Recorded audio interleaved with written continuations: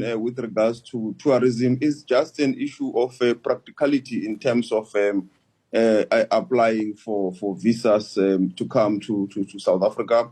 But it does not mean that at all the visa won't be required. The passport, once the processes has been done, as you know, through some of the system, it can now be done online and so forth, which makes it difficult sometimes to submit the passport.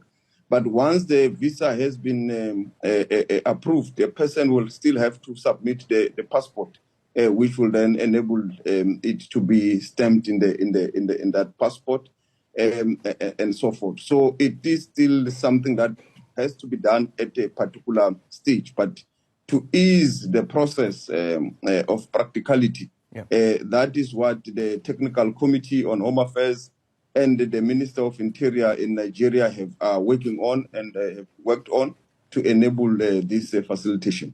The president was speaking about there's no longer a requirement for passports if you apply for this tourist visa.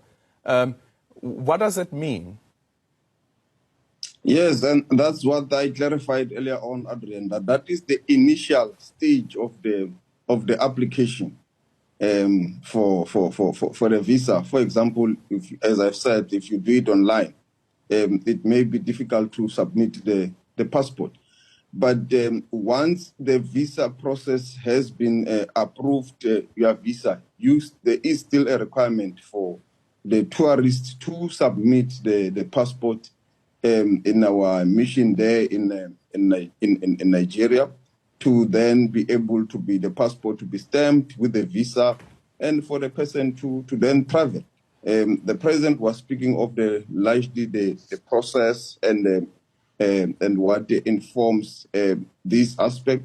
Therefore, we are providing the details of that, and I believe also Home Affairs will be able to further clarify and give certainty to the travelers from Nigeria into South Africa in regards to this process, and also travelers from our country seem to Nigeria, which we continue to encourage, because we want to see more of people-to-people